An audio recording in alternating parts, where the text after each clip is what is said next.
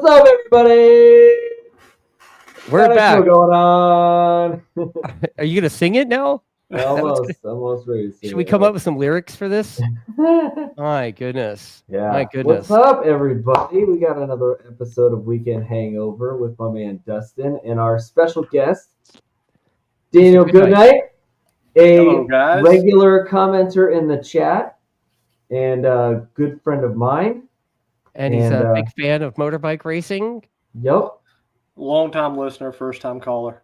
Okay. Hey, did I get that right? Did I give your kid like a knee slider or something, or a number plate or something? Yeah, he got a Gagne number plate and a knee slider, and awesome. It was like trying to pry the knee slider out of his hand. It was super cool. So that's hilarious, dude. That's super funny. Yeah. It's the best thing ever. You know, Jake's a pretty good sport with that kind of stuff, and you know, we had all these number plates laying around, and he was about to do the fan walk, and I bust out this envelope full of number plates, and I was like, "Hey, dude, can you sign these for me real quick?" And he just banged them out.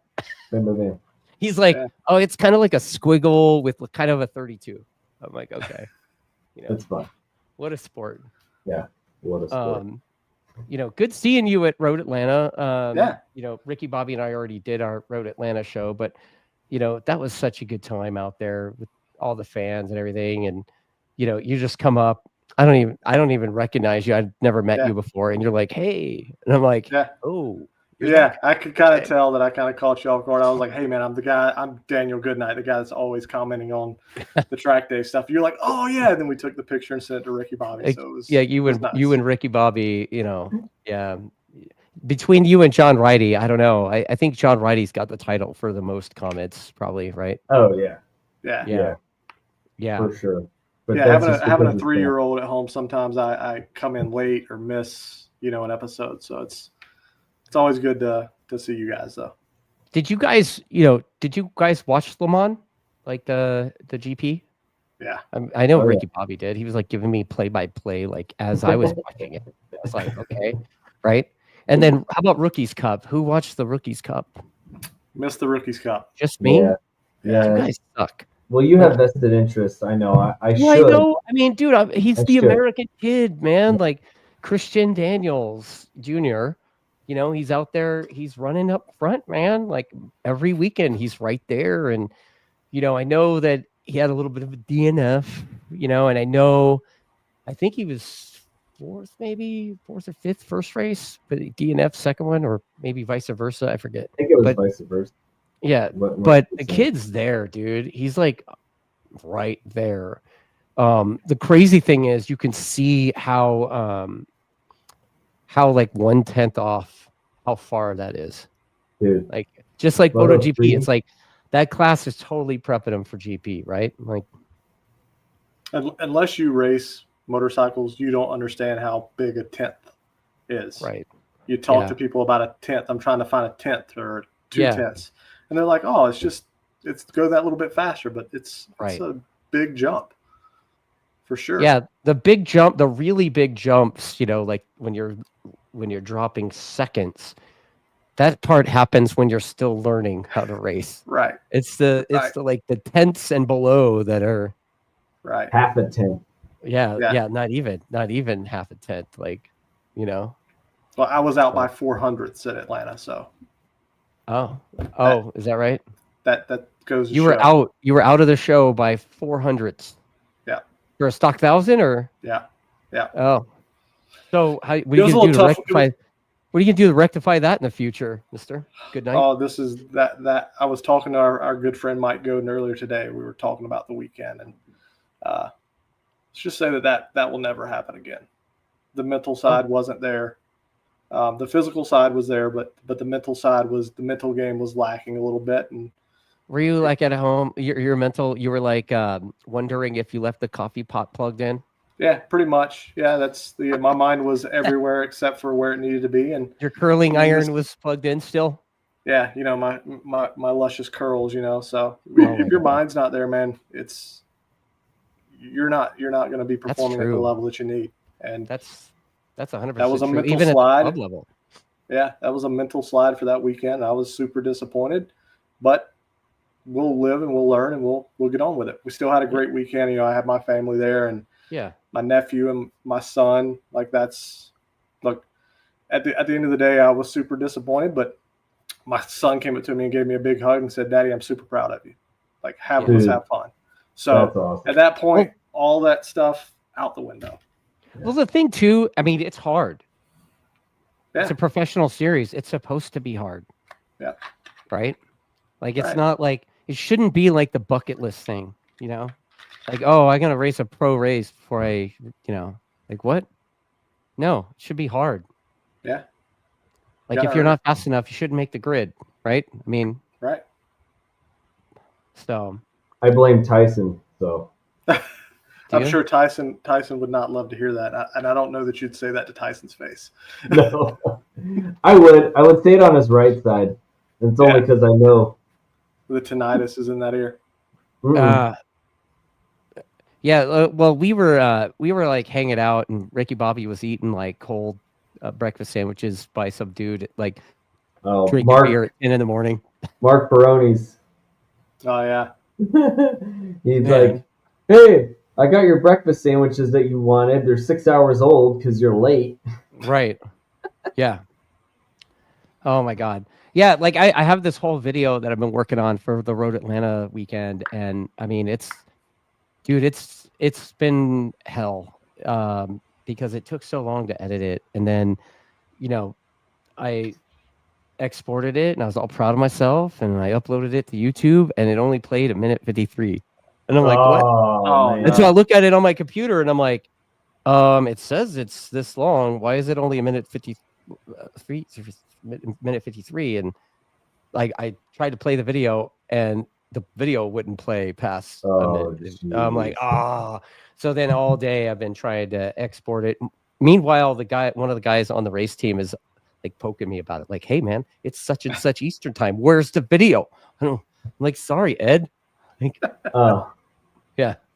But yeah, so we've got a little news here today. I've been talking to Stamboli and we were talking about doing the collab event at VIR and we had a couple people bail out again today and a couple of people in the pro session got injured and like broke leg and stuff. Like they're out. So, I'm talking to Stamboli this morning and he's like, you know what? Just pull the plug on the thing. We'll make it a private event. So now it's like, yeah. So like our rig staying home. He's like, I don't even want your guys here. I'm like, okay. Oh, wow. Yeah. He's like, don't even bother making the trip, dude. I don't want you guys in the way. I'm like, okay, cool. So just as Attack Yamaha private day. Yeah. It's just Bob and Jake get to ride at VIR. I was really looking forward to getting to ride VIR, but like it's do you have the comments up, Daniel? It's Richard's show. And if he wants to do a private day, then I completely agree with him. I kind of want to call some of the teams out because it's like, guys, I was talking to somebody today and I was like, dude, everybody was in until they weren't, or until it's time to pay. Everybody wants to go until it's time to pay. And we're a couple weeks out and it's like, Richard's like, it's not worth the trouble. So, bummer for that, but it is what it is. It is what it is. Yeah. So what about you, Bobby? What do you got going on? Am I poking you? Yeah, you gotta poke me. Yeah, I guess I gotta address the old situation today. I saw you in some guy's YouTube video today. What's up with that, bro? So apparently I was featured in Max Riss in his video, explaining everything, which I think was great that he did that. I understand that what I had said in February was just kind of capitulating to the internet lore surrounding the whole thing, and for me being on here, that wasn't right of me to say, because that reflects on us as a show, and I don't want that to happen. Whatever happens outside of the show and everything out in the ethos of the track riding community or whatever, motorcycle riding community, really, because 1.5 million viewers is nothing to so and I don't want this platform to affect his business. That is for everybody else to do. It's not for us, right? And so I was in the wrong to say what I said, but I want to apologize to Max for that, and or Eddie. So that for me is just want to put that to bed. I don't mind him using me in the. I've had my own drama about that guy, and I've expressed some concerns with the guy, with Eddie, Max Wrist, whatever, and he wanted to come on my show and talk about his thing, and I've been kind of busy, on the road and stuff, and putting it off, and now I'm kind of off the hook for bringing that, because this is a motorbike show, dude. I don't want to talk about nonsense like that stuff. And quite frankly, dude, everybody, I want to keep the sport positive. And I saw today some crap that I'm sponsoring the guy and stuff, and I'm like, what, dude? I don't have any money. I don't sponsor anybody. Yeah. I'm like, what are you talking about? But there's morons on the internet, and you know what? I'm not gonna play into the game. We're just gonna keep doing it and trying to bring new faces to the track. And quite frankly, Eddie's a polarizing character.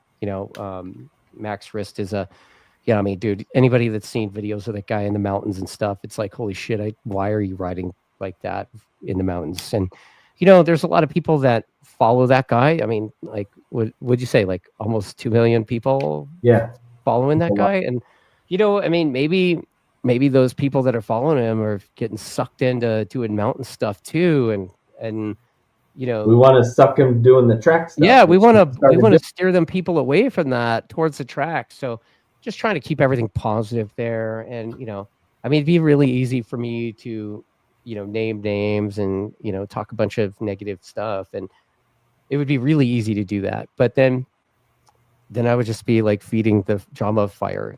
I'm just not doing that. I'm not interested in that. We're doing something beyond that, and I hope the local race grids will prove that. I think we're doing the right thing, and that's that. Yeah. So there you go. Yeah. So more people. And by the way, the guy's racing, and he's kind of going all right.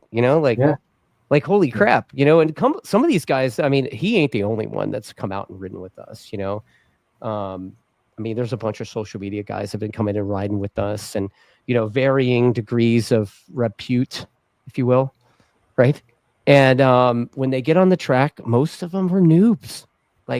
Even Max Wrist, dude, I followed that guy, and I'm like, why is he missing every apex? Right. I was like, dude, he's got apexophobia. Right. And then we talked about it, and I was like, dude, how come you're not using? He's like, what do you mean use the brakes? You don't know what you don't know. Yep. What do you think about that, Dan? Yeah. So, using the brakes, it's the biggest tool of control that you have besides the gas, right? And to not use the brakes, it's you let go of the brakes and hope it works out. That's not going to work, So and I apply that same logic to everybody. And, I've been accused of, promoting that guy and stuff. And I'm like, dude, that guy's promoting us. That's the other way around. Right. And, every customer that's stoked on the track that shares and tags us in the story or whatever, we share that. So, there you go. There you go. There you go. I think that you guys, even bringing it up and making the stance you've made, that's super stand up of you guys to do that, because a lot of people would just hope that it fades away into the ether. So it just speaks to yours and Ricky-Bobby's character of how good you guys are. So kudos. Yeah, the reality is, neither of us are looking for pats on the back, dude. We're just we're track junkie dumbasses. I don't want to wrap up in some bullshit internet drama with some moron on the, whatever, man. It's not happening. Yeah. I'm happy to lead people to our channel, and then we can dispel any. Yeah. Feel free if you're one of those weirdos in the comments. Like, feel free to chime in because we are like Ron Burgundy over here, and we will say stuff. So, but yeah. So back to the racing. Yeah, please. Can we? Okay. Yeah. So Phyllis, we talked about Christian Daniel Jr. Yeah, we did. And then Moto 3, we got Daniel. We want to fill us in on the Moto 3 action. Look, that's the one that I missed out. I watched Moto 2 and I watched Moto GP live, and I saw how Anchu was and Massia had their battles there, and kind of how it leaked into what the championship's going to look like going forward. But I think that's one I would probably rely on you more for. You've probably spent more time watching Moto 3 than I did. I love watching Moto 3 because of the battles and the strategy as it plays out. It's one of the true forms that I see in motorcycle racing where you actually see strategy play itself out. And it's not just between 1 and 2 guys. It's 6 to 10 guys battling for a spot. So the racing is uber close. And I think it's also like it's tough for me on a weekend to watch all 3 races after watching qualifying and the sprint race on Saturday, because my wife's like, "Hey, we got stuff to do, and you need to spend time with the kids." So this week I did not catch it, but I did watch Moto 2, and I was really impressed with. Oh my gosh, what am I blanking? The tattoo guy? No, not neck tattoo. Aaron Canet. Not Aaron Canet's fade at the start of the race. I think he fell back to 12th or something. Barry like that. Baltus. Baltus, yeah. That was an impressive ride. Well, they're both on the Frantic Racing team, and Barry's been just inching his way up to the front, and he looked really good. He's just making more of a step, and that's a Kalex chassis that those guys are. And you got Kalex up front again. Where are the Boskus Gurus that were so dominant last year, and then it's completely flipped? Moto 2, like I said, like I didn't really watch it. I had it playing in the background while I was editing. But Moto 2, it's like you're not getting those like runaway dudes like we had a few years ago, right? No. It's like you don't really know who's gonna win, which is great. But I love it. One guy's clearly the fastest of the wall, and that's Manny Gonzalez, which he left the VR46 Academy bike, and the Yamaha sponsored bike, and then he jumps on. Who's he right? That's who we're talking about. The number 10, the guy on the Yamaha, the crew bike. No, that number 10 is Diego Moreira. Who's Moreira? Dude, Moreira was Trans bike. Dude, he was there, and then. Well, there's more about him later. But no, it's Manu Gonzalez is number 18. He was on the blue crew bike. Okay. The Yamaha VR46 bike, and then now he's on Intact Dynavolt, which. That was Sandro Cortese's team a long time ago. Like, that's the German team. They always Schroeder. Schroeder was on there for the long. Like, he was on there forever. And that was like the German team. They were trying to have the German-esque riders on there, and now it's got a Spaniard, and Senna Aegis is the other guy on the team, Australian kid. So now they're actually like up at the front. Senna got a podium last time out. This time he wasn't as good, but he started farther back. But the Kalex frames are up front, which is wild. It's just a complete flip-flop. I think that's one of the first races that Marcos has been challenged from start to finish, right? Like anything that he's won, or Manu, Gonzalez. That he's been challenged from start to finish. His other victories I won't say they're boring because none of it's boring, but some of them have been kind of checkouts. He's up front, yeah. And he's just steady chipping away. So to have someone challenging him the entire race until the last 2 laps was exciting to watch. Yeah, that was awesome. And he was only a second, 1.8 seconds off. Yeah. Really close. Right. Because he made the wrong choice at Coda and lost all those points. Yeah. He lost 25 points to Jake Dixon, which was awesome to see. But Jake is slowly getting there. He's still a little bit of a yo-yo. In my opinion. Like that dude is like win it or bin it kind of dude, right? Yeah. Or it's like there's a guy on our team, Robbie Jensen, and he's like, you're either on the box or in it, right? Like you end up on the box or you throw your bike in a pile of parts in the box, right? Yeah. Either one.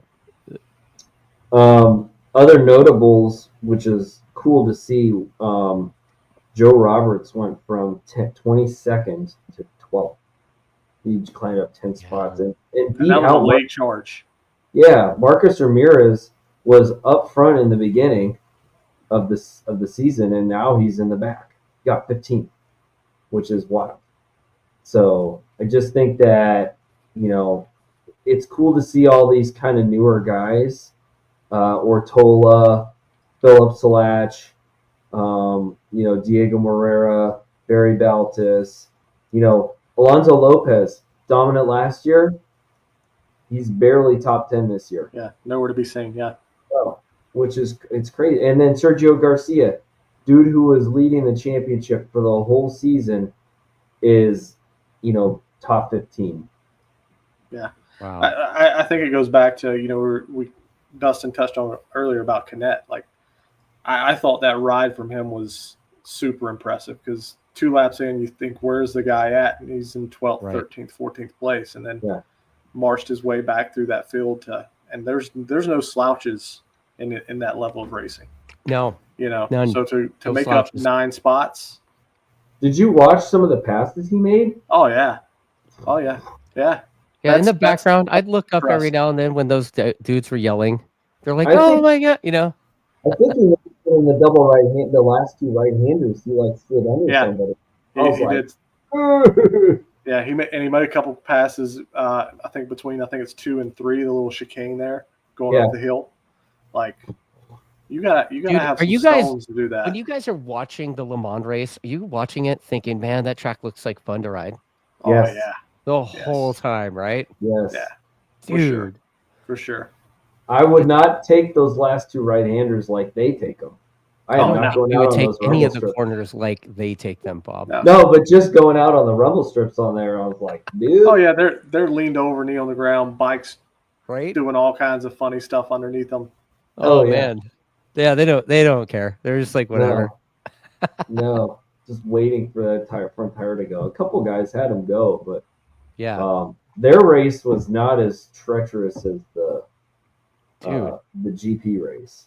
And did you see they made a Marquez rule? Yep. Yeah, if you do that Coda bullshit, you get a double long lap penalty. And they all and how many 10 dudes got busted? 10 of them took the risk. So funny, and it worked out for Marquez. Like he. Well, it was kind of funny to hear him after the race, say that he was following what his brother did. He was watching what his brother did, and to hear Mark say that was like, he's at least paying attention to what's going on around him. Yeah. Oh, that dude is switched on when it comes to sketchy situations. Yeah. He has a knack. A knack. He's like JD Beach here, right? Yeah. If the conditions are fucked up, it's like halfway rain, halfway dry. Doesn't matter what that dude's riding. JD Beach is going to be in the comments. He's going to be mentioned for going after the win, or at least on the box, right? And another one that's in America that does great in those sketchy situations is Max Flinders. Oh yeah, especially if he's on a bagger. Oh, dude. Yeah, I know it's over a year old, but with that race that he ran back to back after crashing the Superbike race, then hopping on a bagger and putting on the podium. Yeah, dude, he was talking to me at Road Atlanta. I talked to him briefly about it, and he's like, "Man, it's raining again. There's all these people going, oh, dude, you're gonna podium again." And he's like, "Stop with the pressure. Yeah. So yeah, you're right, dude. Flinders, privateer guy going and throwing down in shit conditions. Well, and JD did the dub on the attack bike. Daniel and I were there at VIR that year. Yep. Is that the one where is that the one that made Gerloff cry, or is that another one? I don't remember that. Very well. That was probably 2019. I think that was 2019. He got a win. Yeah. Oh yeah. He got a win. Yeah, I think so. Yeah. I couldn't remember what round it was. But yeah. So Moto 2, it's still, I don't think it's as exciting as GP, honestly. Like it's getting better, but it's still, I don't know. Yeah, I don't like the controlled stuff. Like I wish they could go back to like, let's just go back to run what you brung, dude. Like everybody make a Moto 2 engine and everybody make Moto 2 tires, and let's stop with the control engine, stop with the control tires. Same with GP. They've been doing it for 15 years. I know. I didn't say they haven't. I'm just saying it. I don't know. I think it would be better if they all just fought. You know, like we need to bring back the tire war and bring back. I was about to say bring back the tire war, but you know, I gotta be a little bit sensitive with Moto America, because that's something that I've talked about with my friends for 10 years since I've been racing. Is I would love to see that open up. I get why it's not open. I get the funding and stuff. Because they write a giant check, dude. Right. And the thing is, like, I've had many chats with Chuck Axelin about this. And he's like, yeah, dude, like, we just need to find all the money. Like, like all money. So, I don't know. I mean, the one thing is, like, it's like chicken, egg, and while at the same time, like you said, dude, I totally get it. Like, where do you think all the premier money, the show up money is coming from, and the prize money? Where do you think that's coming from? It's coming from the tire sales. Like everybody, there's nobody getting the special stuff anymore. Right. I don't think. And it's literally like everybody's there. These are the tires, what is it? R3, 5, set, whatever. And that's what you get. And, and that's the same for everybody, and everybody has to buy the tires. But the one thing is, like, by doing that, it takes an element of sponsorship away from some of the teams that were kind of sponsored by some of the tire manufacturers that weren't that one. So, I mean, that's a big hit to the budget, if you're getting free tires and then all of a sudden you're spending whatever you spend on a set of dunnies, and however many dunnies you get, There's a certain Mighty Mouse that runs around the Southeast that I think if things were a little bit open, it may stir the pot a little better. Oh, 100%. Well, I know there's a certain I guess could be considered a factory team that has a long history of running the Devil tires. Right. So, and if it was open, I would not be surprised if that team was running the Devil tires in Superbike. But it's not open. So, sort of like the Mighty Mouse versus Superman thing. Well, it's never going to happen. Right. Right. We can dream about it. Yeah. Yeah. John Ridey says, like, he says he does stand in the same... He stands in the same line for tires that Warhorse and Attack and all the other guys are doing to get tires. So, I mean, there's some real truth to that, because Daniel, I don't know how long you've been in the game. I assume quite a minute or two. This is my 10th year racing. Okay, so maybe you don't remember these days, but I've been around for a minute. And dude, like, some of the tires you used to be able to get from the Dunlop guys, like, bro, they're not even, like, they had the same logo, the same label, the compound number on the sidewall. I'm Club from the racer, Southeast. Yeah, one club racer will run that tire, and then you get the special one with the same logo on it, and you could do, like, 5 really good laps on the club race one, and then the good one was like still looked the same after like 25 laps. Yeah. Right. That there, rest his soul. I came into the game as Billy Etheridge was around. Yes. And, I've heard many stories sitting by his camper and things like that. So I've heard the special tires and what, Michelin would do, or Dunlop, or Pirelli would have some stuff like. And they would all talk shit in the pub the night before too. Oh yeah. Be like the Michelin guy. Like before one of the Toyota 200s, I was sitting at the Essex House pub drinking cool ones, and the Michelin guys were like mad talking shit back and forth with the Dunny guys. Yep. And it's like, oh, we brought this over from Moto GP, and they're like, yeah, and okay, this is Willow, right?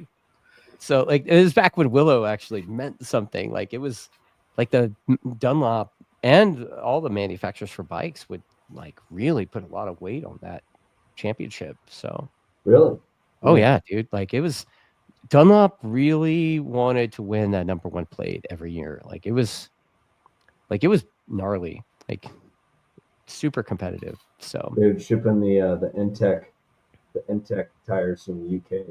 Oh yeah. I actually had a set of those one time. Even before the Intex, bro. Like we're going like even back to the old 364s, right? Anybody in the comments remember that number designation? Anyway. Was that the bias plate tires you used to race on? Oh. Yeah, bias plate. Oh, yeah, and the leather helmets. Back when we wore leather helmets. Yeah. Wow. That's out of control. Yeah. That's out of control. Well, let's move into GP. Yes. We had I can't tell you how the goosebumps I had watching Zarco race. That was magical. You can't even write a better story. It made my wife cry. Really? Like Lily was watching it, and like when he turned to the crowd and like did the whole like and he was visibly crying. Oh yeah. Dude, Lily was like, "Oh my god, this is amazing! It's so good. I'm so proud of that guy." And as a racer, like the three of us are, like you know when you have those moments of just totally elation. Yeah. And to do that, I don't think any of us have had that moment though. Well, no, like, you're right. Shit. You see how many people were there? We've not stood on a podium at Le Mans, but you've had that, where you've got people that are truly pulling for you, right? And you deliver. Yeah. Just to have that feeling, like it. Oh, he wasn't even goosebumps. Everybody expected Fabio to win that race. Oh, 100%. And for the other French guy to come from third from last. Yeah. Third from last going into turn one. He got run off. At the start. Had to go mow the lawn and shit. I was like, he almost got taken out. Yeah. He almost got taken out by Mir. He somehow dodged that bullet, went through the gravel on the reins, and then got back on the track and then started hunting dudes down. And then when the whole pit madness went on, it was wild. Well, I thought it was super impressive how the first 6 or 7 laps, the track was dry. Right. Yeah. And he said, like, I had to protect the tire. Yeah. He was not trying to do anything crazy because he said, I knew it was going to rain. Yeah. Yeah. Like, he purposely sandbagged, dude. Like, it's crazy that these guys can ride that way and are that switched on with what needs to be done. To just have the confidence in your team and in yourself that obviously he's from there, so he knows what the weather's going to do. Yeah. And to stick it out and know that you're just going to probably get walked away from the first 7 or 8 laps, but it's going to come to you, and to be patient and not burn that tire up. Like he was like mailing everybody a postcard from the podium, dude. Like he was gone, like in another zip code. Like, and he kept, he was gapping him. He started at like 7, 6, wasn't it like 20 seconds or something crazy? Yeah, 20 seconds at the end. Yeah. I think, and you know what's crazy is he's not the factory guy either, right? Like he's been kind of the top Honda guy, right? Like all season. Yep. So. Yep. Definitely a little unexpected for him to be the one that's pushing that brand along. Yeah, for sure. And it's cool too. Like this is just my nerdy self going there, but like he's rocking the number 5 on a Castrol Honda, right? Yep. Colin Edwards Senior, Colin Edwards, you know, Colin Edwards action, World Superbike 2002, Castrol Honda number 5. And getting a little nostalgic. Yeah. And it was his 150th Grand Prix. Dude, he looks old, doesn't he? He looks like he's in his 50s. Oh, for sure. And he's what? He's in his early 30s, right? Or he's in his mid-30s, I think, right? Yeah. But yeah, like he looks like he drinks black coffee and smokes Pall Mall non-filters. Like that's what he looks like. Yeah. Right? Like he looks old as shit. And he's like a beast on a motorbike. Yeah, oh yeah. Yeah. Oh, and Chucky Buns is saying that was his first time his mom went to a Grand Prix race. Yep. Yeah. I guarantee you he'll be inviting mom along a couple more. Did you see the when they pan the camera to mom and dad and the dad was like, yeah. Oh yeah. And he talked shit about his missing, the missing tooth on his grill, dude. I was like, oh man. I was thinking that. Yeah. Alan Rodriguez says he actually smokes Camel. Well, actually, he's in Europe, right? Wouldn't it be Lucky Strikes? Right? Yeah. Or what's the other one? Or whatever. Yeah, I forget. The one that was on Rossi's bike. Go Lessies. Yeah. So you had that, and then you got, the craziness of Pecco getting crashing. Pecco, who was it we had on the show that was talking about how Pecco's already been, like, he's already mentally lost. Like, we had him on the show like a couple months ago, and they're like, oh yeah, dude, he's already done. Oh, wasn't Sean. It was Sean? The magazine guy. Heed? Why he? Maybe? No. I don't know. No, because that was came up. Because it was a while back, but I had commented something on that too, like his mental side. He just seems super Toy? Fragile. Might have been Toy. I mean, maybe. But this is like a whole the guy level.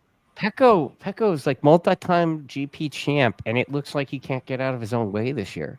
Like, he can't get going. He's taking some hits to confidence because he's like he doesn't look like himself. No, it doesn't look like he's riding the bike very easily. In the race, I mean, he had no business being where he was at to get taken out at the start of the race. Right. Like, he was 6 or 7 guys from the back, maybe 8 guys from the back. Like, obviously we're not there. We don't see what's going on in the factory box. But from the outside looking in, he looks mentally just defeated. Right. Absolutely checked out. Yeah. And I've heard that, they shifted development in Marquez's side of the garage instead of his. And, the bike's working great for Marquez, and the bike's not, like, he's not tuned up with the front, maybe. Pecco's getting Danny. Yeah. Pecco's getting Danny Pedrosa. Mm-hmm. Yeah. It's rough, dude. Danny Pedrosa. Yeah. So do you guys think he's done? You think he's going to win another race this season, or is he done? Well, I think, Pecco is Pecco. Like, I think he's going to have a day where something clicks, and we're going to see the Pecco of last year and the last couple of years. Right. But to say that he's going to be challenging consistently, I just, not this year. I don't see it this year. Yeah. No. Were you as surprised as I was, and probably everyone else, to see Aldeguer? Dude, that was awesome. Yeah. What? That's awesome. I mean, that's just, the kid's got nothing to lose. Right. We talk about it all the time of, like, not having the fear and not having to worry about what's going to happen. Right. Well, that is completely freeing to be able to do that. Well, I mean, the Pecco guy's got a bunch of dudes that are lined up to take his seat if they toss him aside. Oh, yeah. Yep. Right. So Fermin and Iagura, both the 2 top rookies, are both Boskus Guru guys. Just proving my point. Yeah. that bike is better suitable for people transitioning over to the GP bikes. Right. So when are you ordering a Boscoscuro, Ricky-Bobby? That's what I want to know. Yeah. Bro, yeah. I would love Should we call Ginny and be like, hey, so when's it coming over? Dude, Ginny will swipe the card for that, right? Yeah, right. Clint Austin has that Calex, the Petronas Calex bike. Yeah. That dude, I would you know love dude, there's a guy out here. He's actually been racing. I think he's been racing in the Spanish series on an R6, Declan. Oh yeah. Declan Van Rosmalen. Dude, his dad has a legit Moto 2 bike right now. Is it a Triumph or a 600? It's a Triumph. Like it's a proper like Moto 2 bike, dude. And I was like, man, you gotta let me ride that for YouTube, bro. Well, I was talking to Jeff about his idea thing, and we were like, man, it'd be cool to do like a back-to-back of like me on a Moto 2 bike and Jeff May on a Moto 2 bike. Yeah. Seeing what the difference is. Yeah, just it's like break out one of his old Buells. One of his old EBRs. Oh, dude. Yeah, that like was sick.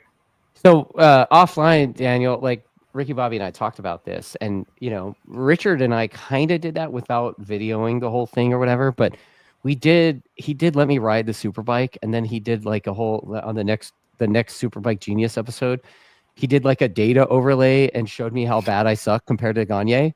He's like, look, you're going way faster than Gagne here to here. But like, how come once you get straight up and down, he's gone already? Like he's in the next town over. The detriment of data. That's something that 100%. I've fallen okay, into this the is last where you're 3 a years. giant wuss, right? Yeah. Yep. So data funny. can be great, you know, in helping, but it can also point out some big weaknesses, pretty blatantly obvious. Oh, 100%. 100%, dude. Oh, show. Yeah. I did want to bring up the Jorge Martin rumor.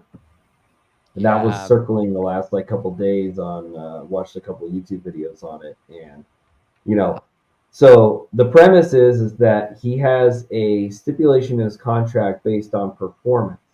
Now, if he doesn't, if his performance is lacking by the French Grand Prix, that he has a clause to get him out. Well, that performance was bike performance, and he was injured. That is not the reason he was sucking. So there is a legal battle going on, and they may have to extend that grace period to the San Marino Grand Prix in September. Wow. So giving him time, because dude hasn't finished a race yet. No. Right. And I'll be the first to say, when we were talking about the first round of the year, I was the guy that said Martin's going to show up the first round on the Aprilia and challenge for the win. Yeah. And he didn't even make it to the first Grand Prix. Yeah, he got injured in testing, right? Yeah. And then he came back and he got injured again, had surgeries, and he was stuck in. He got all jacked up, didn't he? He was stuck in Doha for 2 weeks because he couldn't fly out because his collapsed lung and broken rib. Yeah, dude. Yeah. That's a bad deal. And I saw that they in addition to the Marquez rule about the grid, it sounds like they've added a Martin rule about coming back and testing after being out for a while. Like you get to go out and test and get your eyes and crap up to pace before you go and get thrown to the wolves again. I think is personally a great idea because me too. You that is such a high level racing that you can put a lot of people in danger if you just go throw somebody in there cold turkey. Right. Yep. So trying to get them up to speed, I think, is worth it. Right. Yeah, it's definitely a safety thing. I mean, Ricky-Bobby, you know, when we show up to Roebling in March, it's usually a crash fest. Because people have taken the whole winter off, and they show up and think that they can run the same times they ran the previous year or faster. And they wad it up going into turn 1. Yeah. Or they're on the cold side of the tire in turn 3 and fold the front there. Yep. Like, do you guys have that out there too, where it's like out here we get it where it's like the first day that it's really nice and sunny is usually the day that crash truck gets real busy. Red flag city. Same with the weather when it goes the other way. The first cold day, same thing. Yep. Right. People are just not paying attention. First super duper hot day when it's like 110 outside. about midday, you start getting like we're trying to get ahead of that kind of stuff, but as far as like when you start to sense one like a fest happening, just stop everything and make everybody take a little pause. Right? Yeah. Go grab lunch. Actually get some food in your belly. Take a breath. Yeah. Like, hey man, maybe drink a Gatorade or something, Yeah.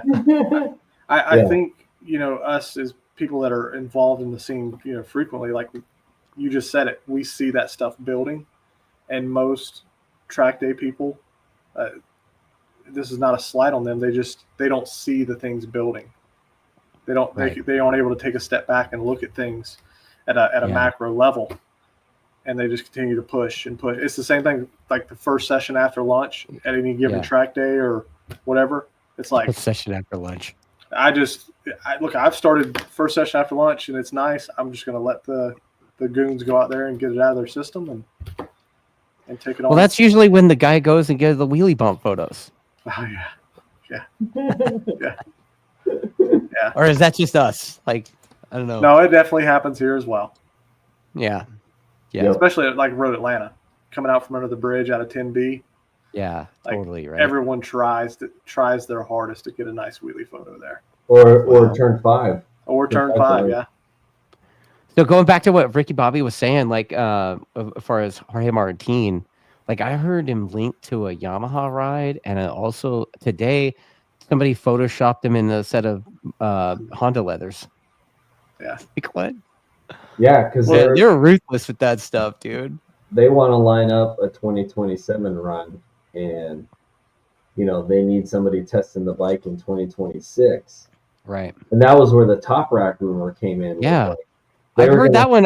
That one's kind of fizzled out so much, I think. But it's a very plausible idea to bring him over to World Superbike. I've heard him linked to Yamaha too, man. And some people were saying Yamaha was the better path because of the development of the bike now. Right. And they're coming out with their V4 motor for next year, but then they're coming out with a whole nother motor. So like, why would you waste all that money and effort into? Because they want to know what's what, maybe, Well, because they don't know the answer until they try it, right? Like that's why they test it. But the thing is like when you're working with changing the size of the motor, one side to the other, right? They act totally different. So you can't just say, hey, we're just going to reduce the size of the motor and then it'll be the same. It doesn't work like that. Right. Because they're going to have motor placement, where the tank is, all that stuff in relation to the motorcycle and its handling characteristics. It's like, it's a big deal. Like when Nicky had to start riding that 800 and he couldn't ride it the same. And he was like, this sucks. But think of how scary this combination would be, though, if Top Rack and Martin would go to Honda. Yeah. And to link up with that bike in 2027. That's at face value, that's a pretty scary team to have to go up against. Yeah. Like Top Rack has that, like, he has that feel for the front end where he can just like, I mean, dude, like, it's like he's doing Moto GP level of braking on a production superbike, basically, right? Yeah.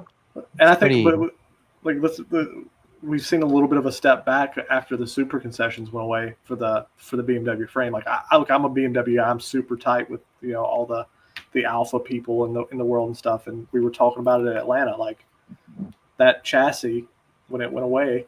I know we're kind of going down a rabbit hole here, but when that chassis went away, we saw Top Rack take a step backwards. Mm-hmm. It just was too soft from him, which is, for me, being a mere mortal, is crazy to think about. A chassis being too soft, or the extra gusseting making that big of a difference. But it's apparently night and day.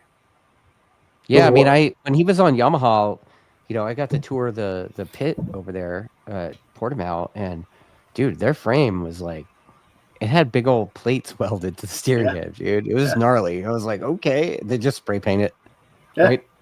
Yeah. So, but I think we saw Cam did that. Cam had some of that stuff. Was it last year? on the Tyler's bike? Yeah, I think so. Yeah, and he instantly went quicker too, right? Oh yeah. You know, so he's running. You know, Cam's got that talent too, man. That guy is a lunatic.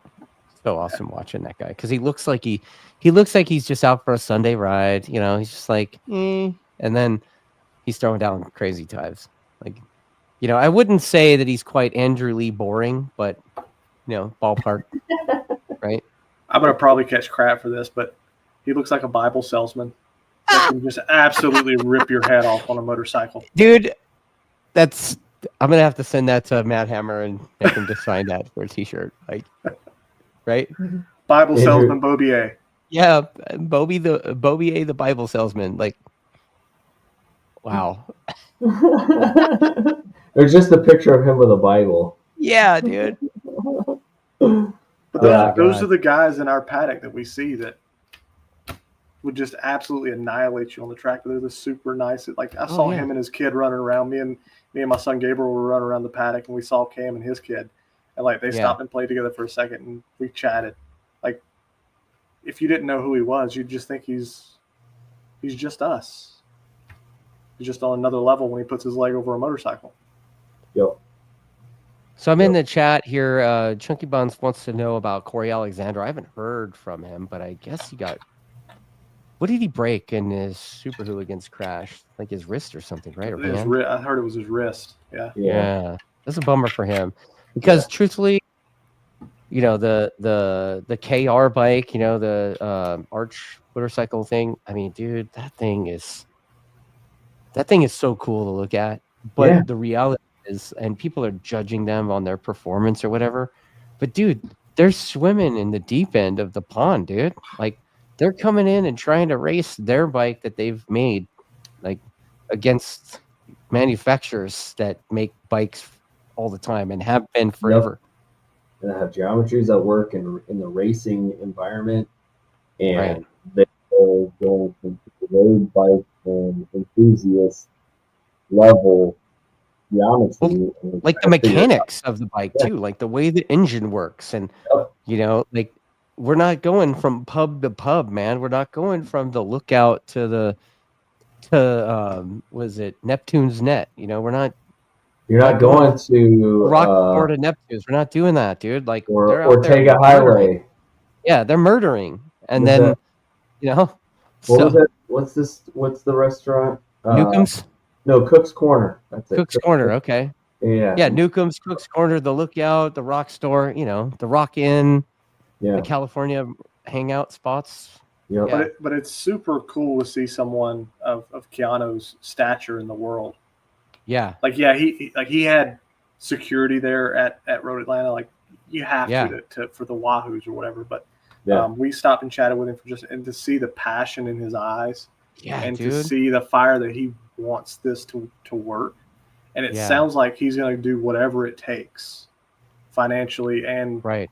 Well, it's not just him, dude. Like, people give him all the credit, but I guarantee you, Gar's in there. Oh, yeah. Like, I walked past and I got him on film. Sorry, Gar, I had to cut that out of the video. But, like, Gar was in there, like, hands dirty, you know, grease under the fingernails, dude. He's not like a rock star at all. Like, the dude is balls deep in that thing. And he looks up and he's like, yep, I'm the guy. You know, like, he's super funny, man.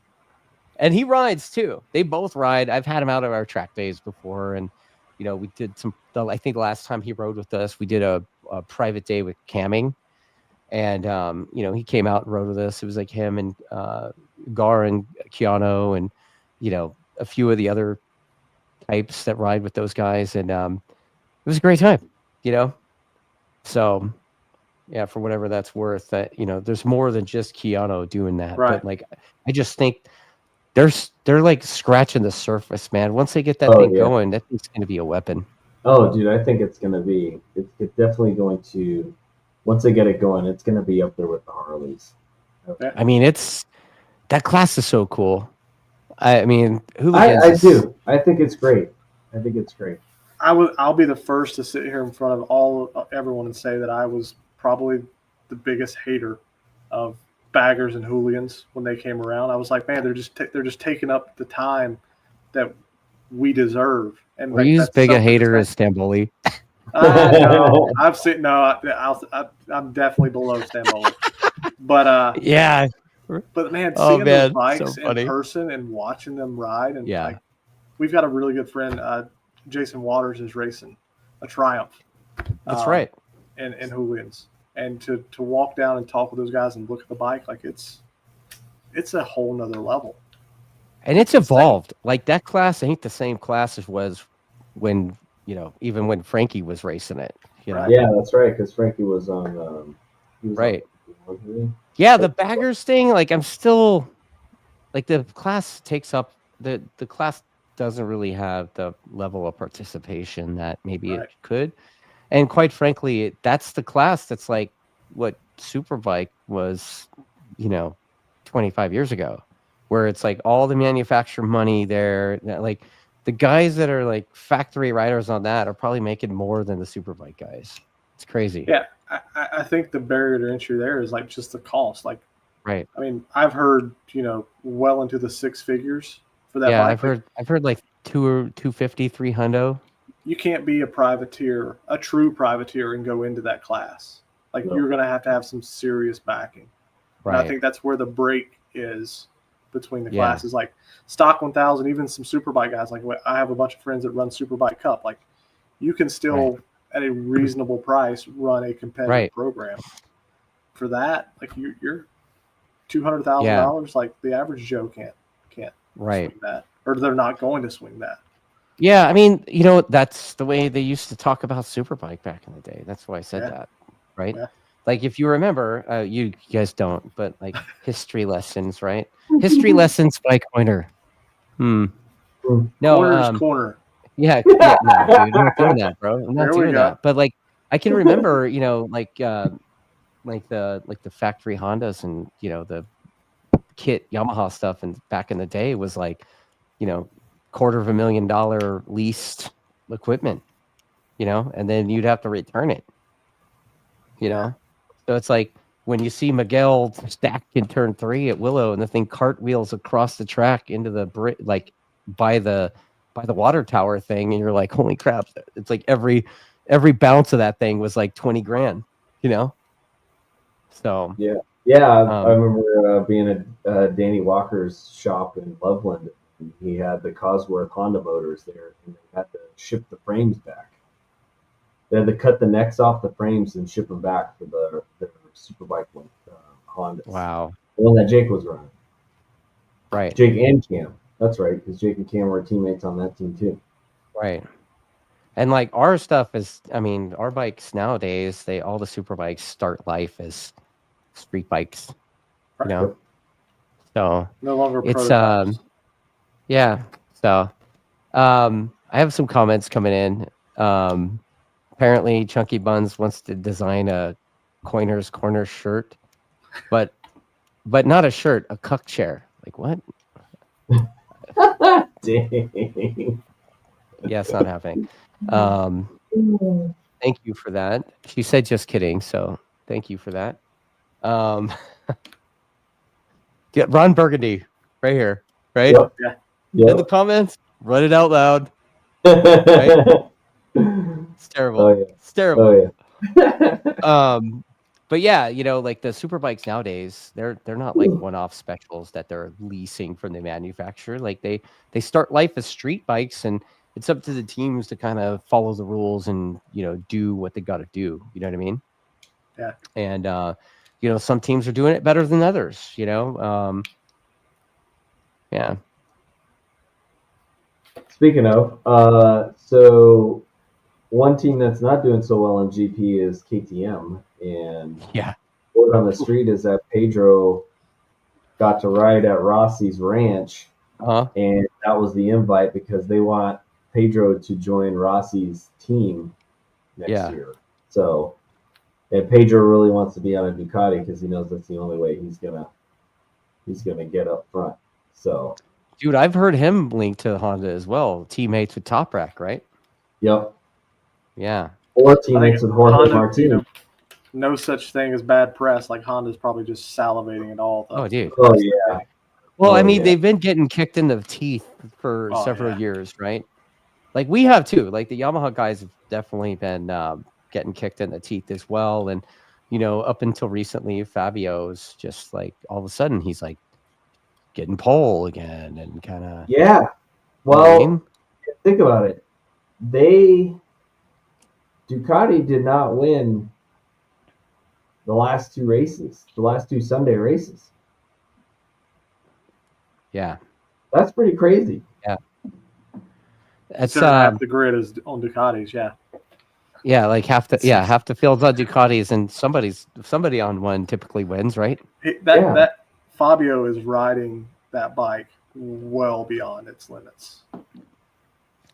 Is it just that they're giving him the feel that he needs? I mean, is it a power thing? Is it a chassis thing, do you think?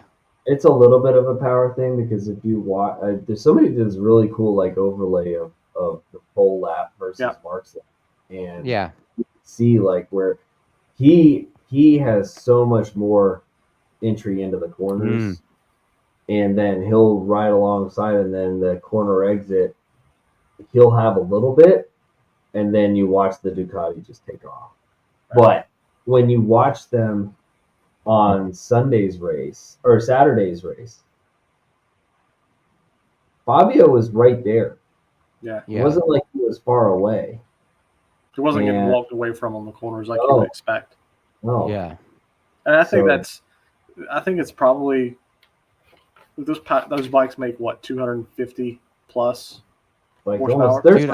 Dude, I keep hearing 300. Okay. So let's just say 300 horsepower. Like, what's the difference between 300 and 310? Like, their cars are like my little shitbox outside doesn't make that much power. Yeah. Right. I think that I think that there's probably been a big step forward in that chassis. I think Fabio's always been a feel guy. Mm-hmm. Yeah, you get him comfortable on the bike. They're mentioning Soulless Ginger in the comments is mentioning the concessions. I don't know exactly what the concessions were. I thought that was more around aero and things, wasn't it?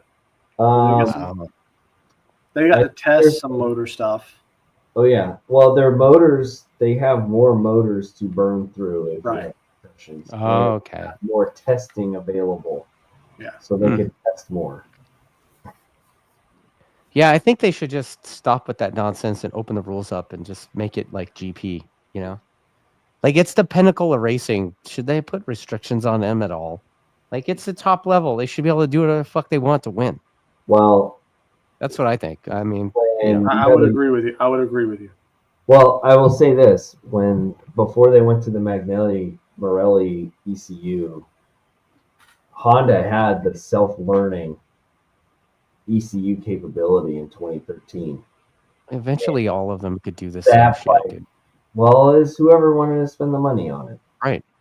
Yeah, like how bad do you want to win? And it's like, okay, cool. Oh, Michelin, you want to... Oh, you don't like this tire? Stand by. And they're like, next morning, those tires show up. Like that's... Like I want that to come back because that was awesome.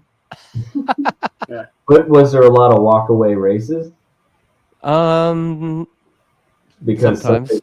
They figured it out and they were like gone, like not even the same area code.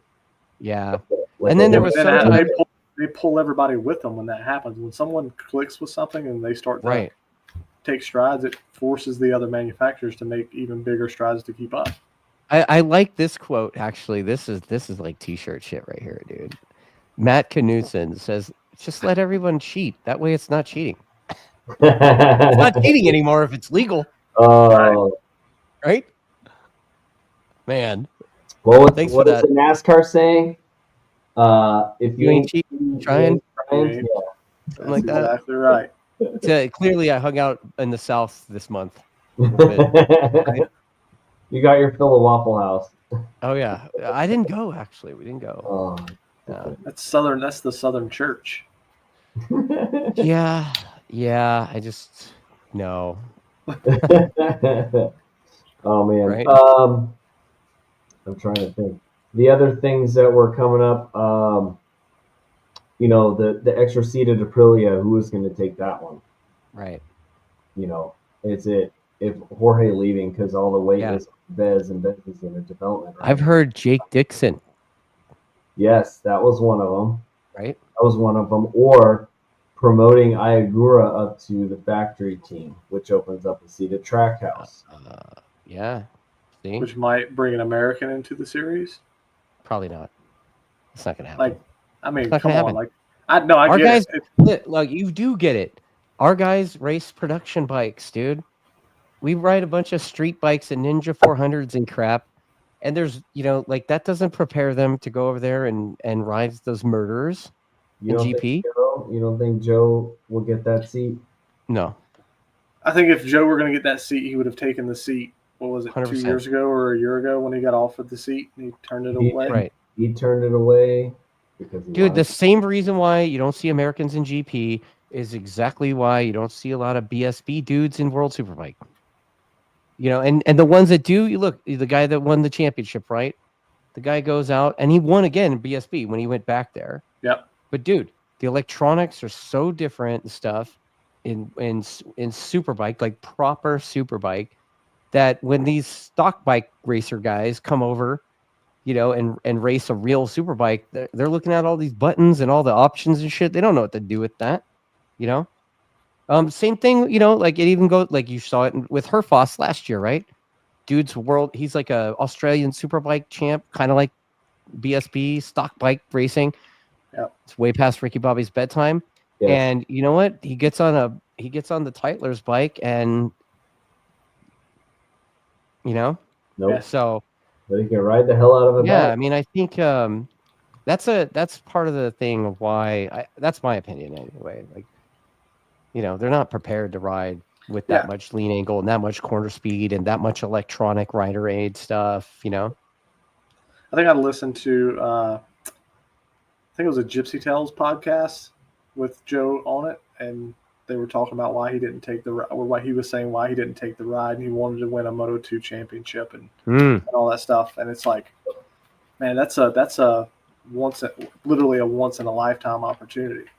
Right. Yeah, you take those things. You don't. Right. Because what happened? Joe was close to winning the championship last year, and then everything fell apart. Yeah. Well, he crashed and got hurt, didn't he? Yep. And his teammate was messing with him at Aragon, which that pulled him way out of the running. Right. Way out of the running. Because he was still in the hunt. And he was going good. And I like Joe. Like, I've seen him. I've known that kid most of his life, right? Like, I remember he was the little guy at USGPRU, right? Mm-hmm. And you know what, man? Like, I'd say he's a talented dude. But, I mean, you look at a talented dude like him, and he could probably come back here and get any Superbike ride and be in the front. Oh, yeah. 100%. Right? I think he'd do good in World Superbike. Dude, he could. He'd have to put on a little weight, though. God damn. He looks like he got a tapeworm or something, right? Damn. I got to get me one of those. Tapeworm? Yeah. Yeah, me too, bro. Me too. Right? Oh, yeah. Man. Oh, man. Anyway. I do have, if we're kind of tapering off the Moto GP thing, I will say one thing I've read interesting earlier that would like to get the feedback on is baggers in Moto GP. Oh, yeah. That does need to be talked about. Yeah, baggers in Moto GP. I think, you know what? Maybe that could help lead to what we were talking about earlier is maybe if there's more of them being built, the cost of them will go down. Kind of like getting a big screen. Like how much for big screen TVs like 20 years ago, bro? Oh yeah, right. Oh yeah, the 60-inch flat screen. It's only $6,000. Right? No, it was $12,000 for a 42-inch plasma. Right, TV. and now it's like $200 at Costco or whatever, right? $250. Yeah. So same thing. Like if there's only 8 of them. Mm-hmm. The cost of making the fancy shit is this much. But if there's however many of them GP also, maybe that number will go down a little bit. I don't know. Am I doing the right math here? No, your math's mathing. Your math is mathing. Right. His name escapes me right now, but the British guy that's racing in baggers. Bradley Smith. Bradley Smith. Yes, yes. I was kind of taken back when I saw he was, coming over, but now it kind of makes sense of. Yeah. That's a little recon mission for 2026. And Loris. Yeah. Well, I think Loris, he was dying just to stay in the States. I truly think in talking with him, I think he loves racing here. Yeah. But dude, we're headed into if we're not talking about GP anymore, we're heading into a weekend that I know is Baz's favorite weekend. Oh yeah. Road America. That dude absolutely loves Road America. You know what? I'm going to throw down. I'm going to say I'm going to pick Baz to win the baggers race at Road America. Do the double? Least one. I don't know about double, but at least one of them. Wyman's going to get one of those wins. Well, Wyman has to. Oh, yeah. You don't want to talk about pressure. Yeah, dude. Like, whether he'll admit it or not. Dude, if he don't win at the home race, dude, come on. Right? Yeah. You saw what he did last year. But Baz, I just remember how much Baz loved Road America, and like even we talked about it on the show before, but like at Portimao a couple years, 3-4 years ago now, he was talking about how much he loved it and how excited he was to hear they were repaving the thing, and man, if that guy just brings some of that energy to Road America, he's got a shot to do it. Yeah. I think those two guys, I mean, there's always, someone lurking in the background, whether it's, Gillum or somebody, somebody just having an awesome race. But to have those two guys at the top of their game, battling it out. Again, I was not a fan of baggers. Would say it proudly at that time. But now it's like watching those guys. They're going 180. Look, I stood at the kink at the back straight at Road Atlanta and watched those guys go through there, and I'm just like, it's absolutely insane. There's no way. Every time I watch those guys, I mean, Rispoli, all of them, every one of those lunatics, I'm watching them, and I see what they're doing on the baggers, and I'm like, nope, that's not me. I'm not doing already that. Sketchy enough going through there at 170 on a purpose-built race bike. Right. That has arrow on it. And to go through there on there's no way. Yeah. No way. And then you pull over, crack the bag, open your Diet Coors, and you know what I mean? Yeah. Crack a cold one. What do you got in that koozie? Is that a Coors? No. He said that guy, the guy that you were talking about. What's his name again? The old man at the hill there that we were hanging out with. Oh, Mark. Was it Mark? Yeah. I asked him on camera, and I think I left it. I was like, "What do you got in that koozie, man?" And he opens it up, he pulls it out a little bit, and you could see the top of a Budweiser can. He's like, "Yeah, I think it's a Diet Coke." Oh, that was Margarita, Mark. I was gonna say, did you take Dustin up to meet Margarita, man? Oh yeah. He was at Mark Peroni's tent, and so we just kind of came over the top, started heading down. I think the cold breakfast sandwiches is still in the video too. Yeah. Yeah, Ricky-Bobby, when he helped a couple years ago at Road Atlanta after Saturday, he took the other crew guy, Tyson, up there to meet Margarita Man, and they came back to the house that night. A little bit worse for wear.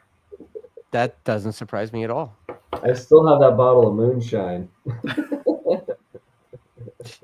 Meanwhile, I'm over here with my cock and bull ginger beer. Oh, yeah. Yeah. Oh, yeah. The non-alcoholic guy over here.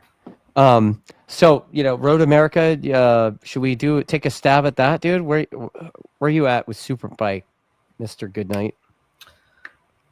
I'm a little biased. I've got to pull for Cam. I'm a BMW guy, so like that tie there is deep. So yeah, I'm kind of biased too. I know. I think that it's going to be a truly a 3 or 4 bike battle.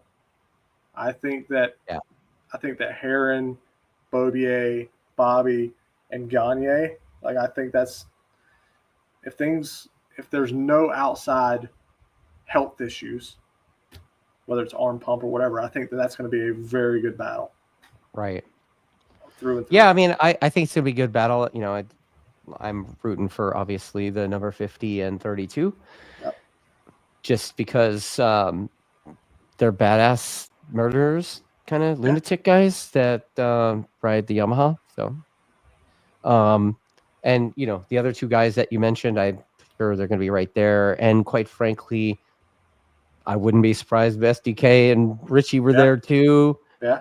And I know that Ben Smith is looking for payback. You know what I mean? Like, that dude wants, like, he's so close. Oh, he's that program. Like, you got to root for that guy. And then obviously, you know, I mean, Righty brings it up. You know, Bryce. Come on, dude. Can you not do the right name? You work for the guy. Come on. Yeah, he's even calling him by his ex-stepdad's last name instead of his real last name. We're going to have to call Bryce Cornbow and let him know that one of his crew members is... Oh, dude. It's called BPR, bro. Like, his race team is Bryce Prince Racing. So, everybody knows he's Prince. He just wanted us to say something, so we call him out on camera. Yeah, whatever, dude. John wants the attention. 5 seconds of fame. 5 seconds of fame. Yeah. Yeah, I mean, Bryce, I'd say in Superbike, Bryce is a top 10 guy. You know? Yeah. And I think I'd say Ben is, you know, top 7 right now, but he's right there, dude. Yeah. That guy, and he's doing it with like no track time. You know, I mean, hopefully they figured out whatever they got to figure out. And like, imagine if Ben started the weekend with laps instead of like missing everything. Can we pause and take a moment to recognize the Taj Mahal that they built? Dude, I went up in that thing. Did you guys go up there? Oh yeah, I looked at it. I didn't walk the scaffolding to get up there. Like, no way. Yeah, I watched them put it together. It was like standing at the county fair. You're waiting on to see if it's the Gravitron or are they gonna charge people to rappel off this thing? Yeah. Right. Yeah, we're talking about the SBU hot pit lane pit box thing. That's like double decker. You know, I've got it on my video that still is exporting, and it's been exporting for 2 days because I'm in hell. Oh, yeah. What is it called? Taco Bell Internet? Isn't that what you call it? Dude. Like, the file is aired out and stuff, and like I've had to break it up into chunks. Like, it's crazy. But yeah, that thing. You know, Freddie told me all about it, and I get it, dude. Like, I get that. You know, they're using that as one more sponsorship activation thing, and dude, I mean, you could see that thing from space practically, right? Holy shit. Yep. So I was like, dude, you can let me go up there? And he's like, yeah, go up there. So I went up there and I'm like filming around, you know, and I'm like, this is insane. Like, yeah, I mean, like that's an experience. You know, you get you get a sponsor to come on for the weekend or for the whole year, right? And say, come to the track and stand 10, 15 feet above us, our hot pit. Well, yeah, and the cool part is that you can be in hot pit and see everything going on down below you and be out of the way. Yes, out of the way. I know. I've been in hot pit, and it's quite. And I'm speaking as the guy that's consistently in the way. Like, like, dude, I'm the guy on the attack team in the way, dude. Like, get out of the way. I'm like, okay, but I'm holding the camera and I'm gonna get the shot. Don't hit the camera. Yeah. So I thought that was super cool. That's genius marketing in my opinion. Yeah. The only thing I don't like about it, and I bet his crew doesn't like about it, is that it takes so long to set up. I mean, when the guys come out and like, you know, the amount of time it took to set that up, like our guys had all 3 of our easy ups out, the toolboxes, everything, and the tire oven plugged in, you know. But it's probably like anything. Like once they get used to it, it'll be quick. Yeah, once they get a couple reps with it, it'll probably become second nature. Just like, you know, packing out the big rig for you guys. Yeah. Like, yeah, I mean, it's like putting together IKEA furniture, like every weekend, right? Right. Yep. Right. Yep. They probably got a little bit nicer tools than IKEA. Oh, I bet. Yeah. The multi-tool you get with IKEA, that's a wrench and a screwdriver. Yeah. Maybe that's why it took them so long, because that's all they had was that little right? Screwdriver on one side and a no? Oh yeah. Wow. So what about Super Sport at Road America? I'm going with the R9 boys, dude. Matty Skoltz and Blake. I'm rooting for Blake to finally get one. You know, I think Blake's going to break through. I hope so. Yeah. He's someone that Ricky-Bobby and I have watched since he was, 10 years old, Ricky-Bobby? I saw him when he was 9. Probably earlier. Yeah. 2015. I met Mike and Blake at Josh Heron compound. Yeah. So, and you know what? Their whole family's cool. The dad's like in it, but he's not like the racer dad. Oh, you know, I don't get He's the racer dad on the bike. pressure vibes. he's know, pitching on the bike. Oh yeah. Well, a lot of the dads do, but they also run their mouths and get in the kid's head and crap. And he stays out of the way as far as that goes. Yeah. Well, and Kayla's dad too. Kayla's dad was working on the tires. And Yeah. Those two have found a way to be an influence in their kid's life, but not 100%. overpower in the way. And in the Right. way. Yeah. Right. You know, a lot of the racer dads from the kids coming up have been a detriment to their kids, overall careers and everything. And, I mean, being in the business, I guess you could say, as long as I have, like, I've seen the racer dads, even at the club level, dude. And it's like, over the years, I've had to pull a few of those dads aside and be like, look, dude, like, do you want your kid to hate you? Right. Yeah. Exactly. Do you want your kid to hate racing? Because then we got a problem. Like, if he hates you, I don't even like you. But, like, if you hate racing, the kid hates racing, we're fighting. Yep. Not really, but you get it. I think Righty, you kind of read my mind with your comment there about the water bottles. Oh. I didn't want to say it on camera and Yeah, that was totally ridiculous about. I mean, wait, what? Right. Oh man. That's so funny. I think PJ's hungry, and PJ goes good at Road America.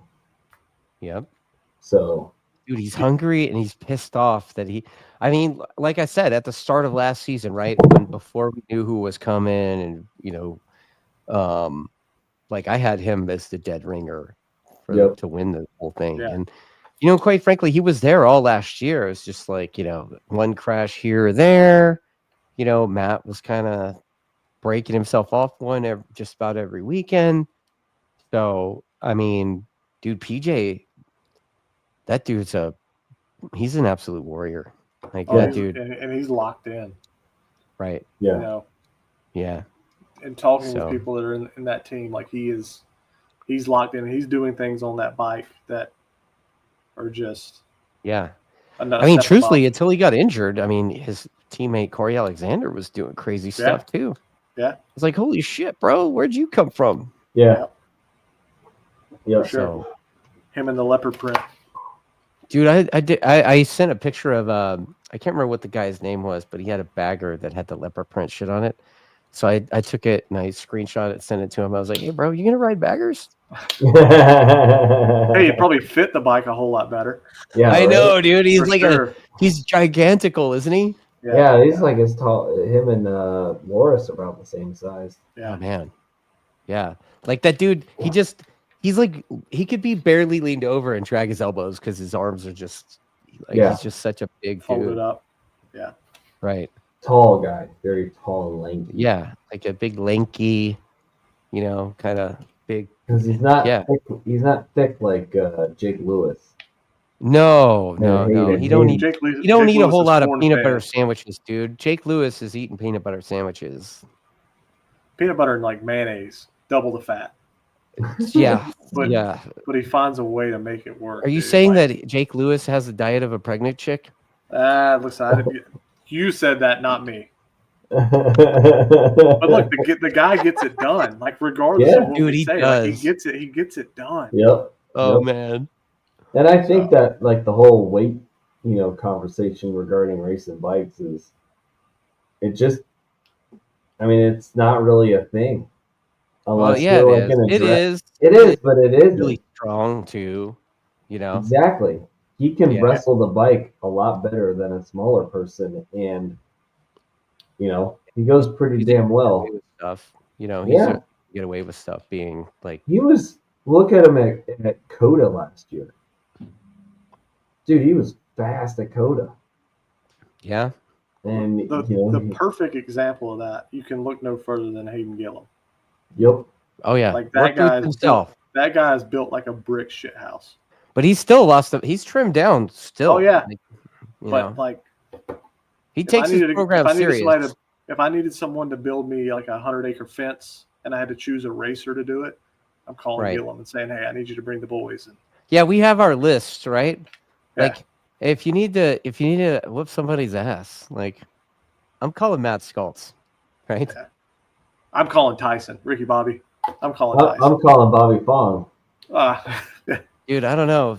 He's gonna Stockton slap somebody. Dude. Schultz is a black belt, bro. Oh, is he? Oh yeah. Oh damn. He's a bad mother. Yeah, dude. Like that dude is bad. Okay. Yeah. Okay. But you know what? Fonger does have the Stockton slap thing. So, he does have that like North Sacramento thuggery going on, right?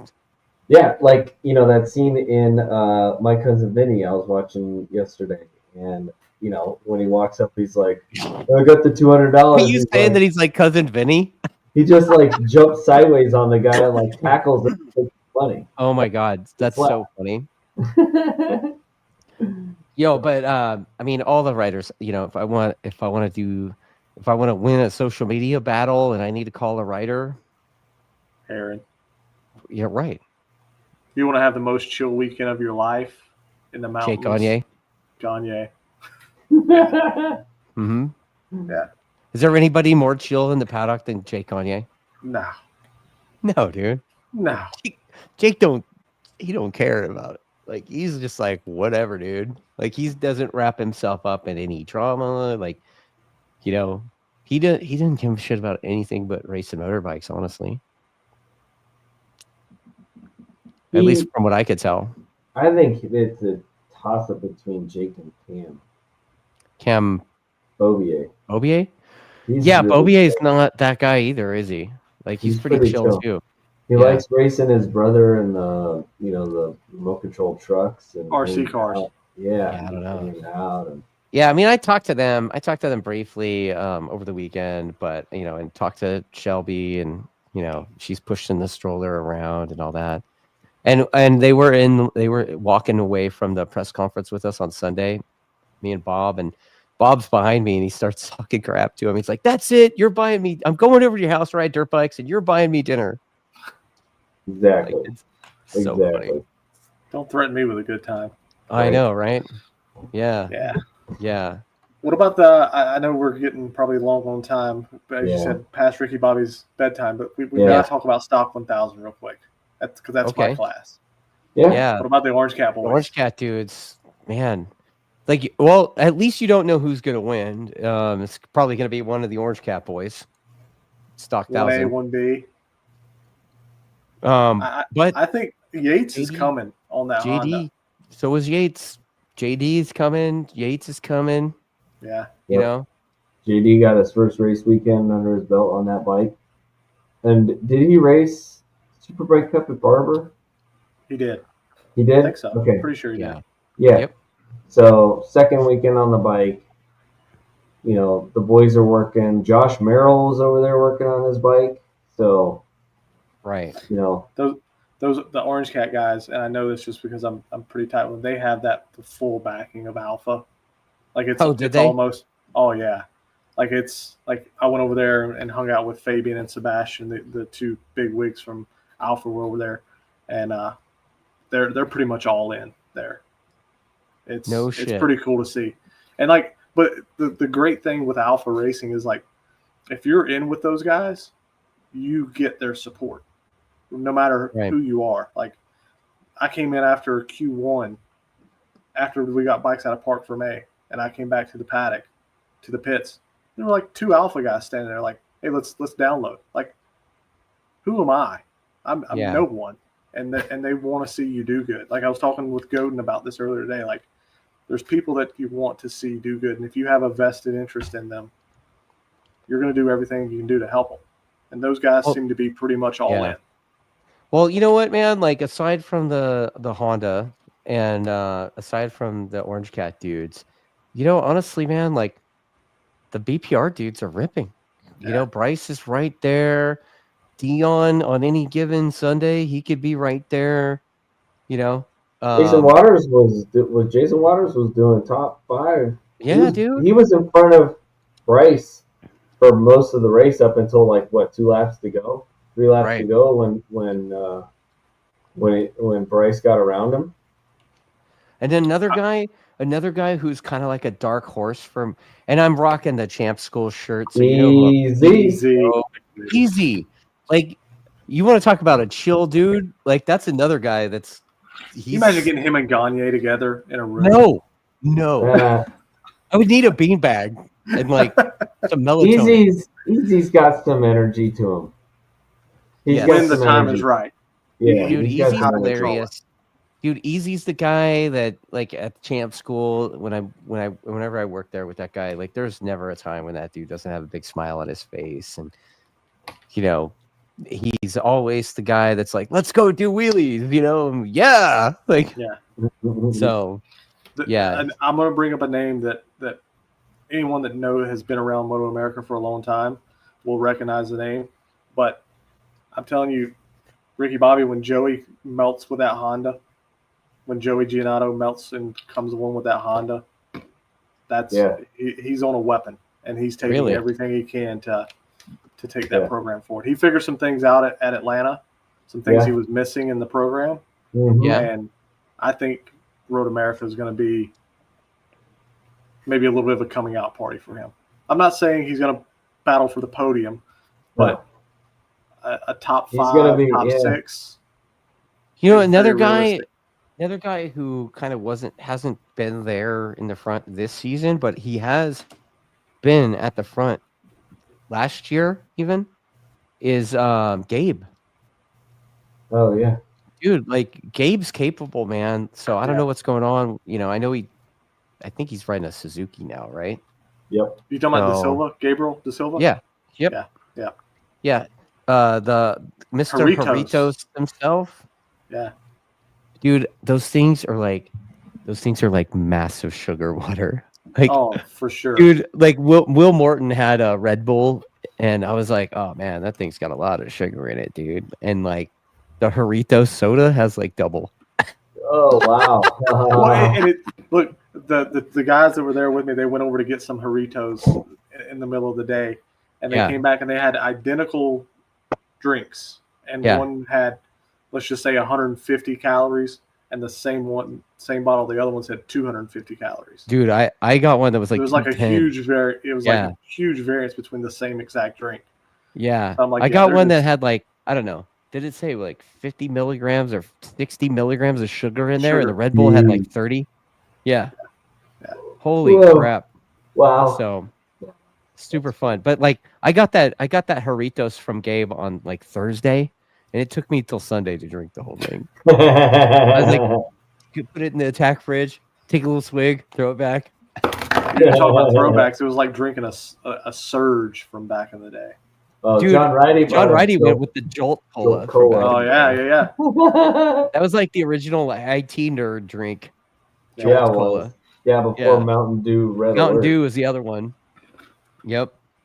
Yeah. So, all right, well, guys, we're like an hour and a half and change into this thing. Yeah. Mr. Goodnight, dude, super fun having you on, dude. Yeah, man.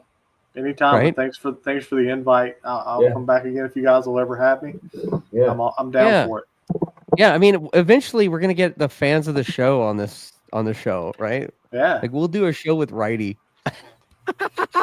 I like it. We could do a show with Chunky Buns. I was gonna say you gotta get Daniela. She's got to be on. Chunky Buns has got to be on. So funny. Right on. You might want to have the censor beep ready for that show. Yes. Oh, we don't censor, man. I know. It'll be Shane. I just get advertising warnings on YouTube. Like, so silly. Man. Yeah. No, when are you guys up next? Before we go, when are you guys up to ride again? I was gonna look to do Cycle Jam, but it's my nephew's graduation from high school that weekend, so family first for sure. Gonna miss that, but yeah, we'll be back on the track sometime soon. Hopefully, again, to kind of right the ship. And Bob? Yeah, I just gotta find some time with Dr. Godin before so I can get my bike built. So yeah. yep. Well, I'm That headed has to changed. Podium Club this weekend. Yep. Have fun with that. Yeah, bro. I mean, how could you not have fun at Podium Club, dude? Say hi to What Randy. Huh? Say hi to Randy with Bellissimoto. Oh, is he there? Is he going? He said he was going to Podium Club this week. I don't know. Thursday, right? When's your no this weekend? This weekend. Yeah. He just put this beautiful Zard exhaust on his Panigale V4. Wow. Like, yeah. Oh, look at that. Matt Spinack is in the chat. Oh, nice. What's up, Matt? Dude, he had a solid outing for his first one. Dude, he did. And he's Matt Spinack. I talked to him. I've got him on that video too. Yeah. Dude, he's riding a 2015. Yeah. Like his R1 is a decade old and he's still in there getting it done. Still just he had a you're not gonna know the name, but he had John Dunham there with him and his crew. Okay. That's a legend of the Southeast racing community. No, Dustin met John. Oh, did he? John, yeah. Because I was giving John a hard time because he was up there and I was calling him the legend. I thought John was going to be there racing. He's like, oh man, I got to get like a physical because I'm too old. Oh my god. Yep. And he could do it. He could. Oh yeah. Get a physical and go out there and battle, like legit. Yeah. So my next event is Podium Club, and then looks like we're not driving the rig to VIR. So bummer. I'm not going to get to ride VIR. I was excited. I still got to cancel that PRE track day too. Shit. Do you know if that's going to be? Are they going to allow spectators to come out? Is it going to be open to the public? Oh, you want to come watch the guys test? I live an hour 15 from VIR. You know what? I think you could come watch. I don't think Richard's closed it or anything. He's just like, I don't want the drama of all this. Yeah. Like it's a lot. And like even to his point, like if we only had a few people and one of them crashed, took the ambulance, it would ruin their test time. Right. So it's a lot of money to drive across the country and not get quality laps in. So anyway, and then so my next track day after that would be the 7th and 8th of June at the circuit. All right. So we get a scumbag Ricky-Bobby to coming out west and riding one of my motorbikes. We need to get Steve. You need to take a business trip out here and Steve, customer relationships. Come pick me up in a jet and fly me out there. Yeah, buy a jet from Steve Main. Make it happen, bro. Oh, look, Ricky-Bobby, let's just make a road trip. Let's go to Coda. I can't make Nate's day because I got Laguna. That's like another 18 hours or something like that. What's another 18 hours between friends? I'll send you the fuel bill. Yeah. So check this out. I guess I'm going to be on the Be Forever Cool podcast tomorrow. Oh, nice. It looks like the Brady Bunch on there, right? Yeah. With Chris Rex? Smith is on there now. I think it's Rex is the guy. Yeah, Rex, and then the other guy, and then and then Chris Smith has been on there lately. Smith Shot Racing, yeah. Yeah, I saw Eli on there, and there's another guy on the attack team that's been on there, Maurice. Yeah, cool. Yeah. Cool, anyway, cool. All right, you guys, let's wrap this thing. Yeah, hope everybody liked what we had to say, and if you don't, let us know in the comments. Mash all the buttons. You gotta mash all the buttons and like and subscribe and all that stuff. And like I said, if you like what we're doing or you don't like what we're doing, say it in the comments. Still comment. Yeah. Still comment. Good, bad, or tell all your buddies to back you up too. Right on. I appreciate the invite, guys. Good times, fellas. Yeah, next time. See you.